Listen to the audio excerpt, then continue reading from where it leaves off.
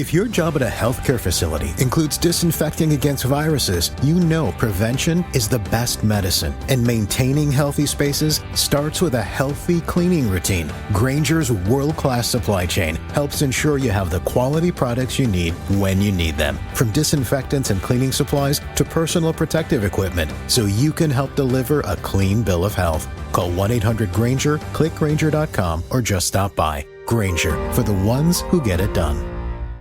Hello, word nerds. Welcome to the ad for my podcast called The Dictionary. My name is Spencer Parks. I host this podcast. I read the dictionary, the words, the definitions, etymologies, even more. I talk about it. I try to explain things. I also sometimes try to put in some silly jokes or silly sing-songy things. You know, it's just a fun way to read the dictionary. Sometimes I have guests on, and I hope that you will turn on this podcast, check it out, start from the beginning, and, enjoy this, what I like to call edutainment. Check it out in all the places that you can find podcasts. Hello and welcome to How Did This Not Get Made? This is the podcast all about the movies you never saw, the scripts that were never filmed, and the ideas that never even made it to the page. My name is David Spencer. And my name is Daniel Kaka.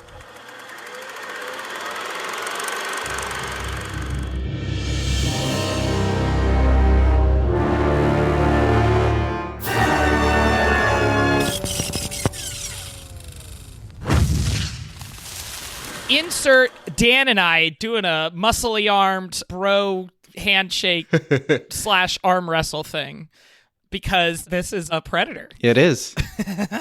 You son of a bitch. Did you know that that's where that meme came from? Yes, I don't think I knew it the first time I saw that, but after a couple of times I remember seeing somewhere that it came from Predator. I didn't expect it to be like literally the first 2 minutes of the movie. Yeah, it's almost right away. There's a lot of like 80s movies that I hadn't seen or definitely didn't grow up with. I didn't grow up with the Rocky franchise. I didn't see Predator until recently. My perspective of Carl Weathers was always Arrested Development. There's still plenty of meat on that bone. Now you take this home, throw it in a pot, add some broth, a potato. Baby, you got a stew going. I think I'd like my money back. And now I think of The Mandalorian, but that was one of the things that I heard that the handshake was from the Predator, and then it took me even longer to realize, oh, that's Carl Weathers' arm. I did not think of him as muscly armed dude. Yeah, action hero Carl Weathers. I think of him as the guy who's taking food home from the crafty table so he can make a soup. Something that I've definitely appreciated about doing this podcast is exploring these different genres and exploring these different films. We definitely start going into what our blind spots of cinema is. Oh, yeah. Like you said before, like 80s action is probably something that we definitely have a blind spot in. Oh, yeah. But we have been immersing ourselves into it. 2 seasons ago, we did RoboCop, not truly realizing how great RoboCop was. Yeah, yeah. With the Predator films, it's kind of the same story. It's always kind of just been around. To kind of briefly go into my history of Predator is that, like you, I didn't really grow up with Predator, but it was always one of those movies that you would catch every once in a while as like a TV movie, or like they would play it on like TNT in the middle of the day, and you're just like, oh, cool, I'm just going to watch Arnold Schwarzenegger take down a giant monster for the next hour or so. And that's kind of my introduction to it. And I never really saw the intro to it, but you would see the action sequences and you would kind of catch on to it. And then on top of that, you would see a lot of the references to Predator, whether it be parodied or whether it be homaged in different movies or TV shows as well. Before we pressed record, we were just talking about a different classic movie watching where it's like, oh, I feel like I know this movie already just from all the references. And it's kind of weird watching those after the fact. Like, I remember the first time I saw Rocky, it was very much a like, I don't quite get what all the hype is, but it was because I've seen 100 movies that have been influenced by Rocky and are referencing Rocky, and so it doesn't feel as fresh, or because it's like, yeah, I've already seen this before because I've seen it referenced so many times. It's like putting the pieces together is more just like, oh, that's what everybody's talking about, and it doesn't feel like you're watching a new big movie. No, it's this unfortunate thing of everyone's recycling the idea that worked. Yeah. And that's why none of it feels new to us or fresh to us. But it is interesting to see like, oh, this is where it all came from. Oh, yeah. My experience with Predator is extremely recent because I watched Predator for the first time 2 days ago. I also watched Predators and Prey yesterday. The franchise is extremely recent for me. I have to say that it's something where I can get what is cool about these movies. I get what people like about them. I think 80s action is not my genre, and like a lot of action stuff in general is not really my genre, but it's the type of thing where it's like, yes, I get what people see in these movies and what people like about these movies. There's a lot of cool ideas. There's cool set pieces in all three of the movies. Comparing Predator and Predators and Prey, you can very much see how the sensibilities, the era of filmmaking each of those movies came out in, influences how the movie is. Predators especially feels very much like, okay, we're going to get some like cool, edgy stuff in here. And the whole movie really feels like you could be saying, but who are the real predators, huh? Is it the aliens or is it these people? It feels so much like a movie from 2010 in that sense. Yeah, each of them is kind of a product of its time, where it was made in the 80s, so you get the biggest action hero in the 80s, that's Arnold Schwarzenegger, and you just make an action movie with beefed up alien. 2010, yes, you mentioned, and then we have Prey, which is one of my favorite Predator movies, but it's definitely in this era, I don't know how else to say this, but it's like we are kind of in this girl power era. Yeah, it's a recognition of, hey, there's groups of people who have not been main characters in movies before. Yes. Let's make them a main character in a movie. Yeah, I think that's the better way to say it. It's like, yeah, who has been underrepresented, and then you take that and then you prop them up against the Predator. Yeah. In the era we're in now with franchise films, is that a lot of homogenizing that happens with some big studio films and big Marvel films, for example. There's a cool thing that has happened where, because there's so many franchise movies being made, we're getting more opportunities for studios to be like, let's just let this person make what they want to in this world. Yeah. Prey to me feels like it's in line with things like Logan or Andor, these pieces of a big franchise that's like, let's get specific and make something that really feels like an artist's vision instead of just something that's there to keep building on the franchise. Like, we do have the latter, but it's cool that we are in an era where we can make these films that feel like they're part of franchises that aren't necessary to the franchise in a way that gives a lot more freedom and originality. Something that I've noticed with franchises, especially the evolution of franchises, even from like the 80s, 90s, and even in the early aughts, every franchise felt like it needed to be bigger. Oh, sure. Where nowadays, franchises, the way that they approach sequels is, what's the next episode? Yeah. That seems to be the better approach. We see this especially with something like John Wick.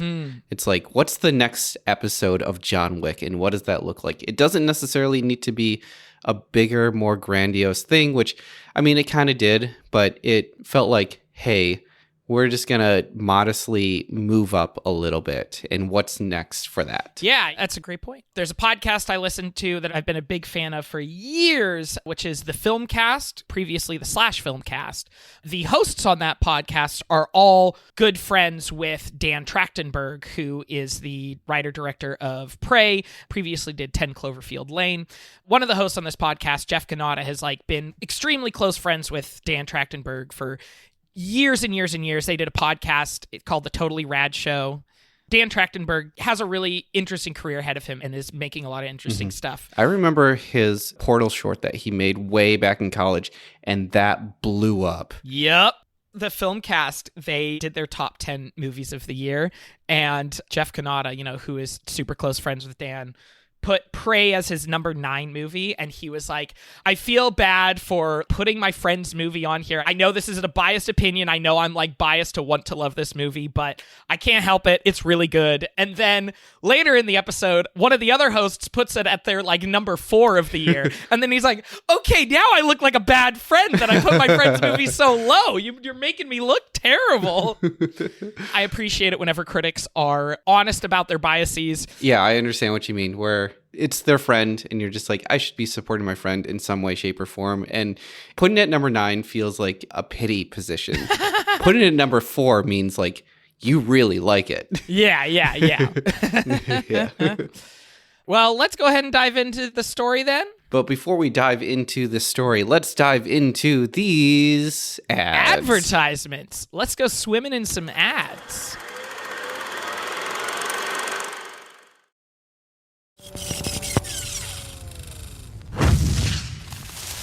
And we're back. Hopefully you have bought all the gold or started listening to that new celebrity podcast. Mm-hmm. We'd be insulted if you didn't. Let's get into it. In 1985, the world was given a 4th Rocky movie, and jokes circulated around Hollywood saying that Rocky's next opponent should be an alien.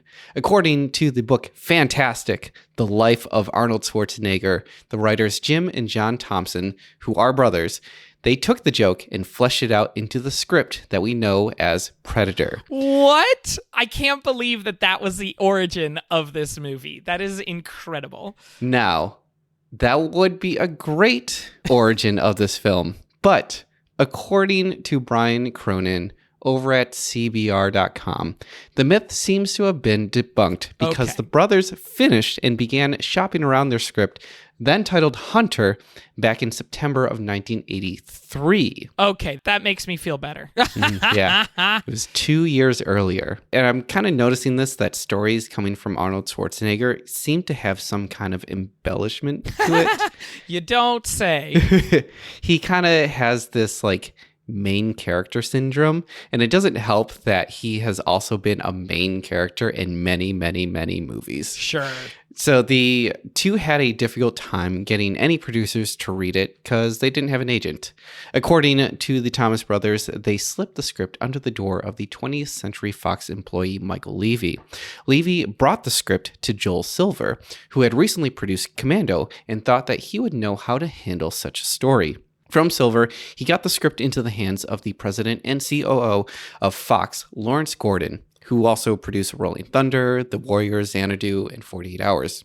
He loved the story and was looking to greenlight the film in 1984. Keep in mind, Rocky IV came out in 85. So the script Hunter was inspired by Joseph Conrad's Heart of Darkness and multiple grim fairy tales. The creature was a accumulation of mythological creatures such as Cyclops, the Minotaur, Goliath, and Grendel in Beowulf. In the original script, it was going to be multiple aliens versus a team of special op alien hunters. Eventually, in rewrites, the characters were dwindled down to just one alien and one combat soldier, which would be Dutch. I don't know if they say that there's any influence from Alien, which I know there's a whole Alien versus Predator thing in the future, but it really did strike me watching the movie that it felt very much like Alien, this sci-fi story of people against an alien monster that's picking them off one by one, and that kind of like survival monster story. I know that there's like some common denominators with it, like the big common denominators that both of them are produced by Fox. So you would imagine that some of the producers were just like, well, if this worked in Alien, we can kind of like seep this into Predator as well. It's an Alien movie, but a lot more 80s. Yes. So the choice to set it in Central America was actually because many of our actual special op soldiers were stationed in Central America at that time. Mm-hmm. Now, to direct, they considered Jeff Murphy. I looked him up. He's directed a few TV show episodes, but he was relatively unknown. I think they were just trying to look for someone that was inexpensive. But eventually, they got John McTiernan. At the time, he was known for directing Nomads, but he would eventually go on to direct Die Hard, The Hunt for Red October, Last Action Hero, The Thomas Crown Affairs, and The 13th Warrior. Okay. Since this would have been McTiernan's first studio film, the studio then cast writer Shane Black to play Rick Hawkins, who was the radio operator. Yeah. So he could secretly keep an eye on McTiernan. Whoa, that was the reason he was there? Because I remember seeing the credits at the end. I didn't know what Shane Black looked like, but I knew who Shane Black was from his movies. And then to see his name show up in the credits at the end, I was like, that was Shane Black? What? I didn't know he acted. That's incredible that he was there as like a plant to keep an eye on things. Yeah. He is kind of known as like this script doctor for the Predator film, because I'm sure like as the actor, he's like, hey, John, I have a few suggestions for my character and the other characters and the Predator himself. Amazing. Producers Joel Silver and Lawrence Gordon approached Arnold Schwarzenegger to lead the film as the remaining soldier, Dutch. By this time in his career, he had peaked. He had already done Conan the Barbarian, The Terminator, and Commando. Schwarzenegger really liked the idea of the film starting as an action-adventure, which then morphed into a sci-fi horror. Although the film had no origin connections to the Rocky franchise, it is a bit ironic that they got Carl Weathers, aka Apollo Creed, to co-star in the film. Now, the original design of the Predator does not at all resemble the Predator look we are familiar with. In early concept art illustrated by Richard Edlund, the creature was gangly with exposed muscles and bones. It had extended arms such that resembled a lizard. The head was flat with an extended snout, looking like a reptile skull with big insect eyes. Yeah. The legs were meant to look like they had backwards joints, like a flamingo.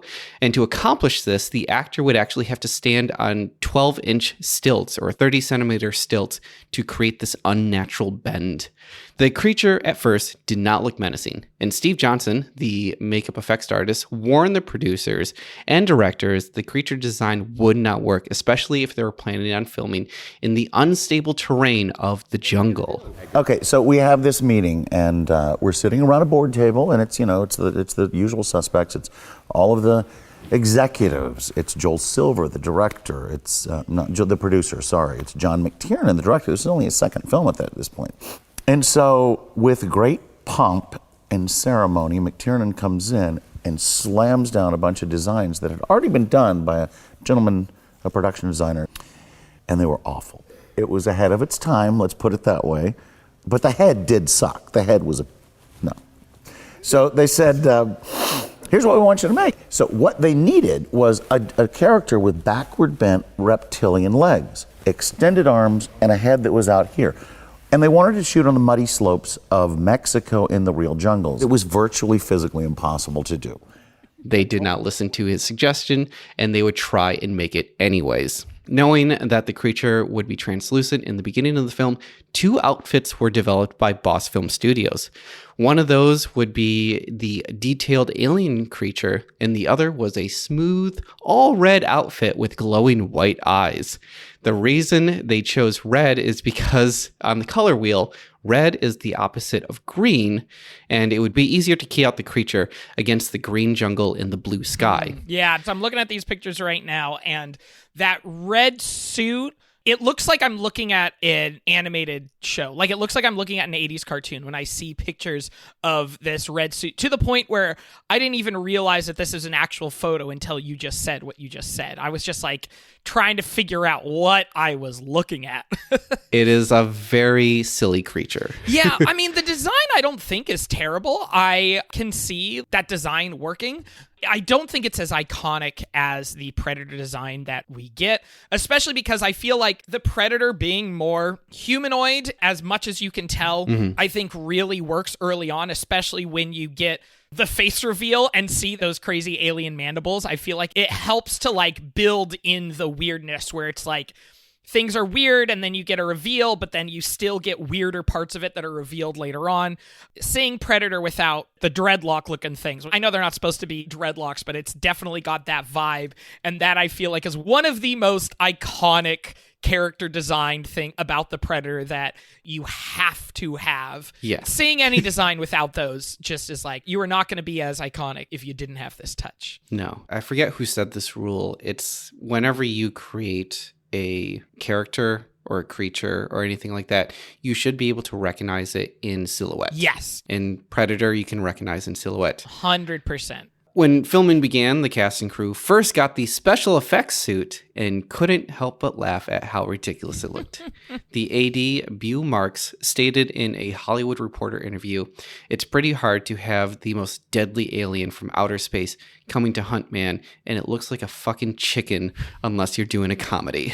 I mean, it's kind of like the shot from Alien. Didn't they have like a dog in the suit for a shot that didn't get used? They had something skittering on the ground that was supposed to be the alien, but it was just something that just looked very, very silly, especially out of context. Yeah, that looks interesting. Like, I think Resident Evil, they kind of fell in the same thing. Like, Resident Evil, the game, the dogs are notorious for being vicious and so hard to kill, where in the movie, they would take the dogs and they kind of like took this dripping flesh makeup and they made sure that they had to make it edible because the dogs couldn't help but like lick themselves. And you had to make them look like they were vicious. And the problem is with dogs is like they're pretty happy to be around their owners and whatnot. And they had to like CGI them to make them look angry and mean and vicious. Side note, pretty much like in the first 2 minutes of watching Prey, I had to make sure to log on to doesthedogdie.com because I was like, nope, this movie has a dog and this dog is wonderful and I love him and please don't let this dog die. I was not aware that no website existed. Yep, it does exactly what you are expecting. You can look up to know whether or not the dog dies and whether or not you're going to have to go through those emotions. That's, wow. Wow. To portray the Predators, the producers were looking for an actor that was agile and could be a ninja like Hunter. Now, did you see who portrayed the original Predator? No, I didn't. Do you want to take a guess? I wouldn't have expected it to be a name that I knew. I don't really know stuntmen, but the fact that you're making me guess makes me think it's somebody that I would know. He's someone agile. He's someone who can do martial arts. He's someone that's very flexible and becomes quite a big star in the late 80s, early 90s as an action hero. Action hero, flexible, 80s. Some would say that he enjoys fighting in the street. Oh man, I haven't seen Street Fighter, so I don't know. You'll have to tell me who it is. It was the martial arts master Jean-Claude Van Damme. Oh my gosh. Okay. So at the time, he was a relatively unknown actor. Wow. He is like fresh off the boat, years away from doing Bloodsport. No one knows who this guy is. Yeah. Knowing that that's Jean-Claude Van Damme in the suit, this might be the first Jean-Claude Van Damme movie I've ever seen. Well, it kind of isn't. Oh, okay. He was going to be in the original suit. Gotcha. Oh, I see. So when they had the original design that required a different kind of athleticism, that makes sense. Yeah. Now, Van Damme was very excited to show off his martial arts skill, and he'd be fighting alongside Arnold Schwarzenegger, who is the biggest action hero in the world right now. Yeah. Everything is going smoothly until Van Damme put on the special effects suit. Oh. And he ran into similar issues that the Godzilla stunt actors ran into. It was incredibly hot, especially because they're filming in the jungle in Mexico. It was hard to move in, and Van Damme was consistently passing out from the heat. Also, Van Damme had to do a lot of running and jumping, and he was essentially on stilts, which we established does not work in the jungle. Yeah. Also, Van Damme didn't understand that the first suit that they had him wear was created and colored for special effects. And it didn't help that it looked like a giant, ridiculous, gangly lobster. Oh. Now, in his defense, this is the mid-'80s or the early 80s. And the idea of a suit that's altered in post-production is not really a common filmmaking technique. He doesn't really know what goes into filmmaking at this point in his career. And because Van Damme didn't understand that, he just assumed that this is what the actual creature looked like, that red lobster thing. And Van Damme just hated the suit and eventually quit in the middle of filming. Oh, no. Yeah. I mean, it was probably best that he cut his losses. Yeah, no, and I'm sure quitting in the middle of filming, I'm certain that also was happening in conjunction with the production team going, this suit does not work and we got to figure out a different approach. Yeah. It also didn't help that Van Damme, he stood at 5'9", which is not short at all. But compared to his co-stars, which Schwarzenegger, Carl Weathers, Jesse Ventura, all of them stood over 6 feet tall.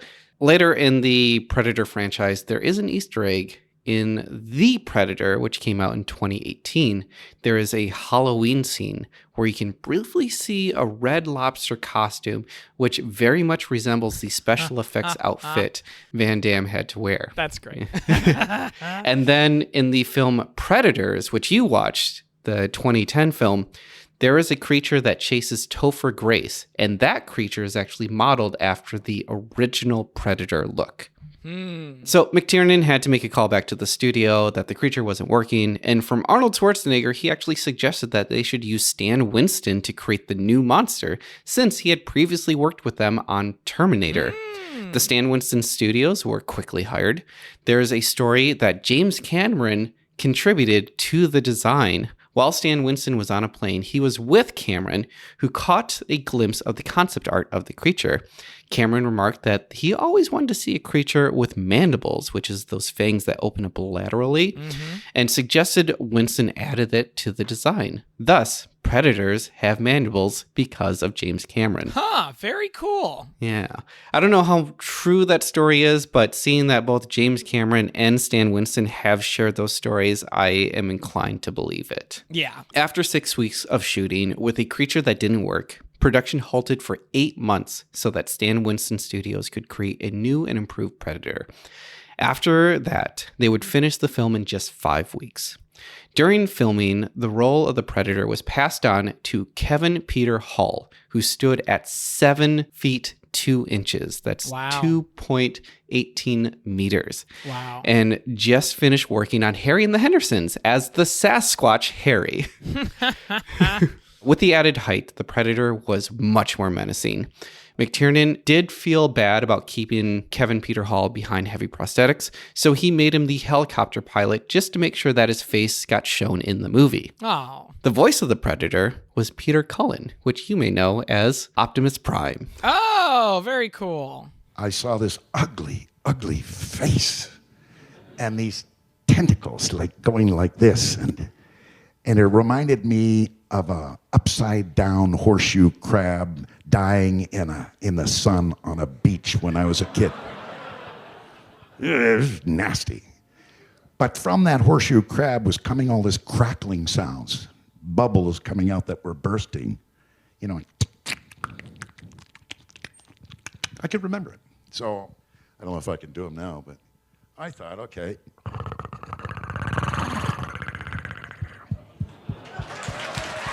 So filming was a challenge.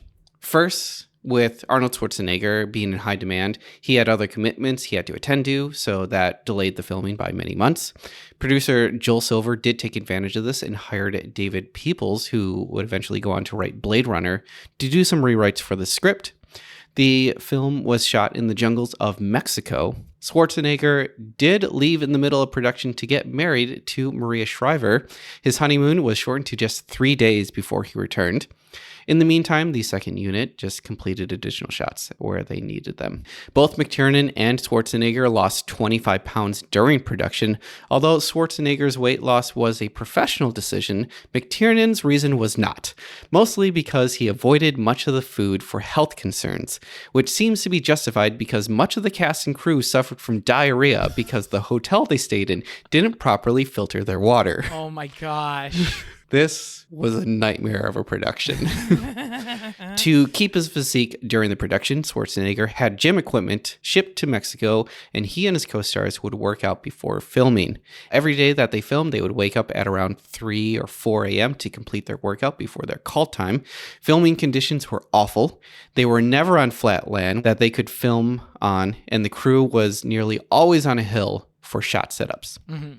At night, the jungle was frigid, which made water scenes even worse. For Kevin Peter Hall, When he was in the Predator outfit, he could not see anything. If he had to run or travel anywhere in a shot, he would have to memorize his movements before every take. When he fought Schwarzenegger, he would either be way off and miss or directly hit him. And it didn't help that the hands had claws on them. When Kevin was interviewed later about filming, he was quoted saying the film wasn't a movie, it was a survival story for us all. It's hard to talk about Predator without talking about the iconic special effects that made the film stand out. The studio in charge of making those effects was RGA, aka R. Greenberg Associates, to make the translucent creature I mentioned before, the red suit, the green jungle in the blue sky. After that take, they would then film the same shot without the actor with a lens that was 30% wider. In post, the creature was chroma keyed out and then filled in with the footage taken with the wider lens. The distorted area was just enough so you could recognize the outline of the predator. For the predator vision, the crew used inframetrics, thermal video scanners, which would then pick up the heat images coming from the actors. The original plan was using infrared film, but that did not register the range of body heat. The Predator's green blood was actually a practical effect where they use the liquid of a green glow stick and KY jelly. Glow sticks and lube is how you make alien blood, kids. That's how you make Predator blood. And this film was nominated for Best Visual Effects. Yeah. But it did lose to the movie Inner Space that year. The movie was released June 12th, 1987, and it was a big hit. In its opening weekend, it grossed over $12 million in the US, and it was the second biggest opening in 1987, right behind Beverly Hills Cop 2. In its theatrical run, the film grossed over $98 million. For the film that only cost $18 million to make, this was a huge success. And with that, a sequel was in order. So 20th Century Fox producers approached Jim and John Thompson to make it happen again. So what are you going to try next, Cheese? The two came up with 6 different pitches for the film, and the idea of, quote, putting the creature in an urban jungle was the winner. Oh, interesting. I didn't watch Predator 2 in preparation for this, so all this is going to be new to me. It's interesting. You'll definitely have to watch it. Okay. It kind of falls into the same pitfalls as like RoboCop 2, where it's like they didn't really get why RoboCop 1 was so great, and yet there's so many interesting ideas that's put in the movie. It's like somebody watched the first movie but pulled things out of it that didn't quite connect. So they wanted to put this in the city. My guess is that production didn't want to deal with the jungle again, and setting the film in Los Angeles means that they didn't have to travel either. In a 2017 Q&A session at the Arkansas Cinema Society, Jim and John revealed a few other ideas that they had. From Jim, he explained that he wanted the second film had they gotten Schwarzenegger again. Quote, he had an idea where at the end of Predator, with the burned up clearing where the explosion happens, the film Predator 2 opens there, and the Predator's invisible feet come into view, and a hand plunges down into the dust, into the ashes, and brings up the Predator's arm, and then activates the computer and gets a readout to see everything that happened up to that time. Focus on Arnold and, quote, this is my target. We went from there, and we think of how to bring Arnold back into it. A completely separate idea that came from Jim again. He's quoted saying, we also had an idea of doing a World War II version in the Battle of the Bulge.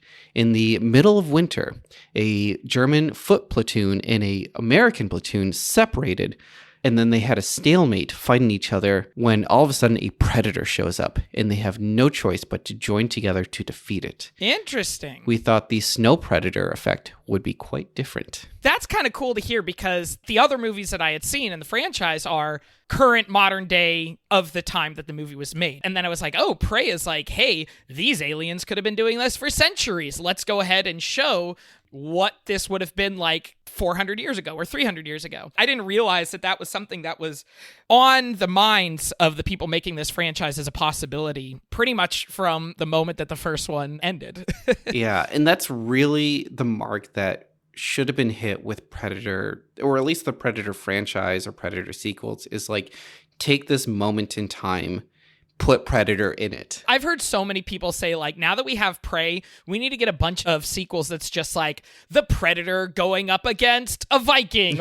Just explore all of the different kinds of badass fighters of different cultures and different times periods of the world and just make them fight a predator. Yeah. And that could just keep the series going on indefinitely. You could do so much with it. You could have Predator versus the Mongolians and Genghis Khan. Oh, yeah. Amazing. Predator against, like, Aboriginal Australians. Yeah.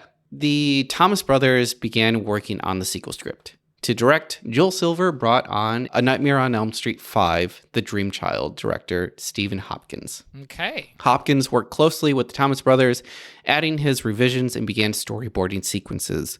The script was written with the assumption that Arnold was returning. For the lead role of Officer Harrigan Hopkins, they were hoping to get Patrick Swayze, who would partner with Arnold Schwarzenegger. They also considered Steven Seagal. I know everyone calls him Seagal, but his actual last name is pronounced Seagal. So they were considering Steven Seagal. Now, Seagal was not interested in sharing the spotlight or being second billed. He instead wanted to be the lead in the movie and portray a CIA psychiatrist / martial arts expert. Of course he did. Of course. Dan, I know you've listened to the 3-part Dollop episode. I have. Series on Steven Seagal or Steven the Seagull. The most unhinged human beings in entertainment history. He is the embodiment of just failing upwards. Yes, absolutely. And the embodiment of where the American dream goes wrong. Yes. Oh, so much. So that doesn't surprise me at all that he's like, no. I co-star with no one. In fact, I am the new Schwarzenegger now. Yes. As somebody who hasn't seen either of their movies, I always feel like I heard Steven Seagal compared to Jean-Claude Van Damme, where I feel like Jean-Claude Van Damme is like totally willing to just be in a suit alien creature, whereas Steven the Seagull is just like, no, I'm going to be the main person. I'm the most important. I'm the best. Yeah. Jean-Claude Van Damme, he does have like a humbleness to him. I don't know if you ever saw his show on Amazon. He plays himself. I believe like he's a CIA agent as well. And he takes on movie roles in order for him to get into countries, in order for him to accomplish his mission. Okay. And he also has to deal with like his body aging as well and him becoming an older actor. And he has a way of like making fun of himself while being himself. That's great. If you are really me, you think Looper is a better movie than Time Cop? Yes? False. I think Time Cop is way better than Looper. Whenever actors can play with their own persona is always my favorite. That was one of the best parts of Don't Trust the Bee in Apartment 23 with James Van Der Beek playing himself as a main character. Now, Hopkins obviously had to turn down Steven Seagal, and to like soften the blow, he's like, we're looking more for an average Joe type. While the script was coming together, the production ran into another issue: Schwarzenegger's salary.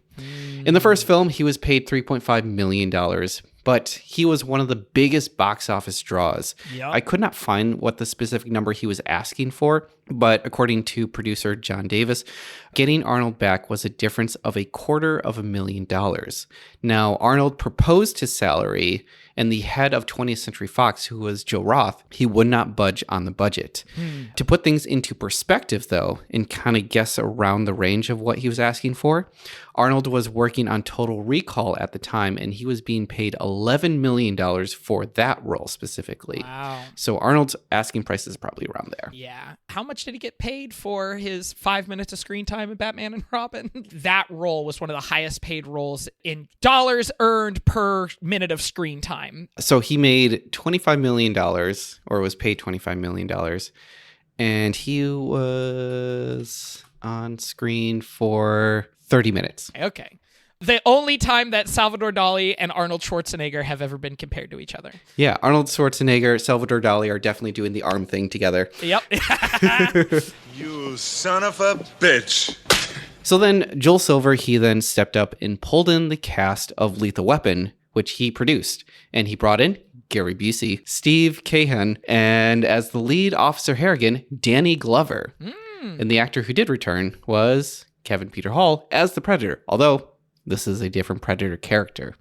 This movie is crazy. Like I said, it has some very interesting ideas, but seeing that the cast and knowing that it's Lethal Weapon, it's basically Lethal Weapon meets Predator. It's also really bizarre to think of the Predator in a city environment. That does not seem like it would work to me. No. With this being a different Predator from the first film, Stan Winston wanted to change the design slightly, not necessarily as an improvement from the original design, but more so to be a different individual. From Stan Winston, quote, broad concepts the same. The difference is this is a different individual of the same species, as in a snake is a snake, but different snakes are different. Their coloring are different parts of their characteristics, their facial features, subtle differences.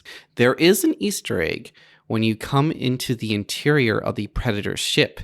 They seem to collect skulls of different species they defeat, and one of those skulls is a xenomorph. Oh. It was unintentional that this would lead up to an Aliens versus Predator battle, but it was simply put there because Stan Winston also worked on Alien, and the property was already owned by Fox, so why not? Yeah, I figured that was the reason for that. And, that's just a fun little Easter egg of cross-universe. That's a good little, R2 and 3PO and the hieroglyphics in Indiana Jones. Yes. So just some fun facts about this. The sequel was set in Los Angeles in the distant future of 1997, 10 years after the first film. At the time of the production, the subway in Los Angeles did not exist, but in the movie, there is an alien ship that's discovered in the subway.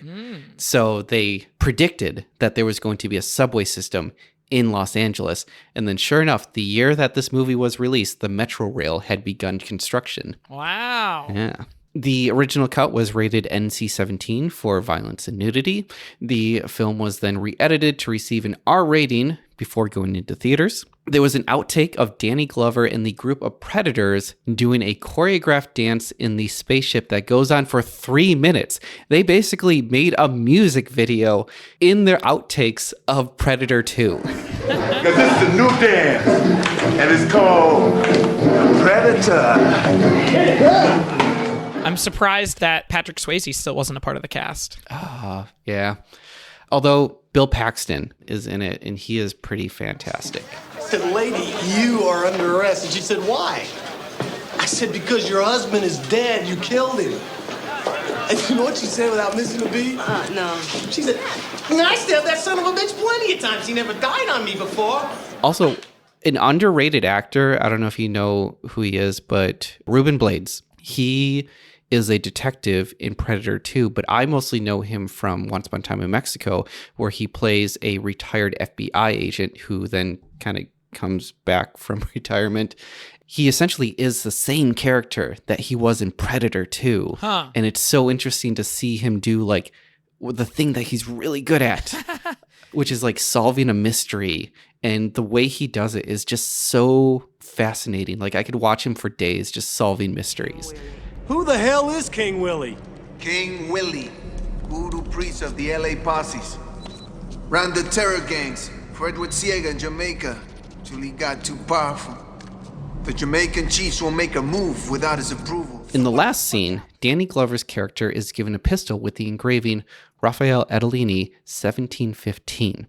The idea behind this is that these aliens have been on Earth longer than we realize. It was going to set up even more films where you could basically plop the Predators into any time in history, like we were talking about before. Now, this later inspired the comic Predator 1718, which was published in 1996, where the Predator faces off against Raphael Adolini and his pirate crew, although the story is not considered canonical. Come on, Predator and pirates? Come on! I want to watch that so bad! I know! It would have been so great. One of the reasons why the idea of the Predator in a city doesn't really seem like it would work to me, because I feel like the isolation aspect feels like a key part of the movies that I watched, and it feels like a key part of what makes the story work. The idea of being isolated on a ship in the middle of the ocean fighting an invisible alien, or landing at an island as a bunch of pirates fighting Predator. It sounds great. Absolutely brilliant. Yeah. But the pistol can be seen again in the most recent Predator film, Prey, where you see Raphael Adolini, who is portrayed by Bennett Taylor. He serves as the translator for the French voyagers. He actually teaches Naru how to load and shoot the gun, which he uses to shoot the Predator. So we see the pistol again. Yeah, I wouldn't have known this watching the movie, but I remember hearing that on a review for Prey, that it has like the little connections like that. Yeah. It's those kind of connections that don't feel fan servicey and just feel like, oh, this is really doing a good job of like fleshing out the world and connecting dots together. It feels like someone really loved the franchise and then made a movie from that. Yeah, 100%. Even Predator 2, as badly as that movie was reviewed, it has created a cult following. There are a lot of Predator 2 apologists. Now, the second film was not the success Fox had hoped it would be. It was number 4 in the box office on its opening weekend. It trailed behind Dances with Wolves, Three Men and a Little Lady, Rocky V, and Home Alone. Critically, it was not well received, although Danny Glover's performance was well recognized. From Danny Glover, quote, "I have 2 films I've done that I feel I was bigger than life in which I felt I could control the space.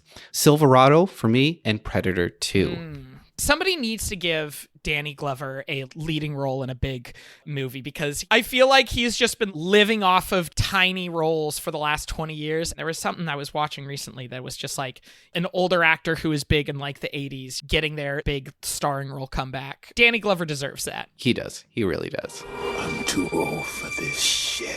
Following Predator 2, there was a good number of attempts to keep the franchise alive.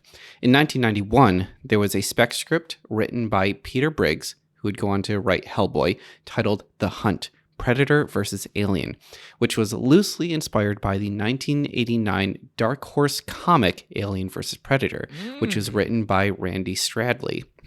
In the script, the story takes place in the future and on a distant planet, Ryushi, which happens to be littered in xenomorph eggs. A pack of predators use these planets as their hunting ground. There was even a xenomorph yacha hybrid creature. That is the actual predator species name.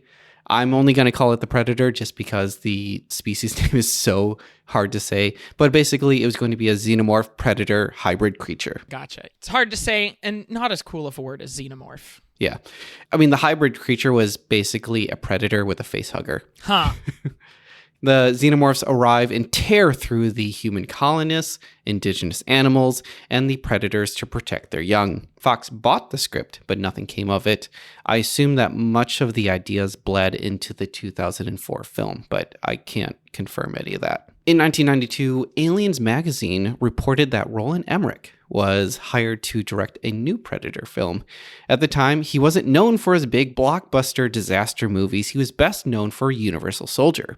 The treatment was written by James DeMonico and Kevin Fox, and for Emmerich and his creative partner Dean Devlin, they were very interested in introducing the Predator-alien hybrid creature. The treatment sat in development hell, and in 2002, the story was finally shelved by Joe Roth when he left the studio, and the new Fox executive John Davis rejected the treatment entirely, stating that he wanted the film to be set on Earth and not a distant planet like they do in the comics. There is one pitch that did not include xenomorphs, and that was proposed by Alex Litvak, the future writer of the 2010 Predators. Something that he caught onto was that Fox would not proceed with another Predator movie unless it starred Arnold Schwarzenegger. So in his script, he made sure to include the character Dutch, even though the film was titled Predator 3. This was going to act as a direct sequel to the first Predator, where we follow Dutch's journey immediately after the events of the first film. Dutch is living in exile, and his previous mission has been classified. When a Predator ship crash lands on Earth, Dutch and a new team of commandos are sent by the government to investigate. This is all a setup from the Predators to lure Dutch so that they can finally hunt him down and claim their prize. Fox was interested in the film, but because it had Arnold, negotiating his salary was still a losing battle, and the film never got made. I love that it's a situation where it's like, well, we can't make a Predator movie without Arnold because he's the biggest selling point. But we also can't make a Predator movie with Arnold because he's going to ask for too much money. So we're just going to, I guess just keep selling scripts to the studio that don't get made. Yes, exactly. Unfortunately, that concludes part 1 of our Predators episode. I honestly tried to keep it as one episode, but there was simply too much history, and with such a long script, it was impossible to make an episode that wasn't going to be 2 hours long. On top of that, there was no way I could get this episode out on schedule if I tried to edit it all together. So don't forget to join us in the next episode when we cover the full script of Robert Rodriguez's Unmade Predators.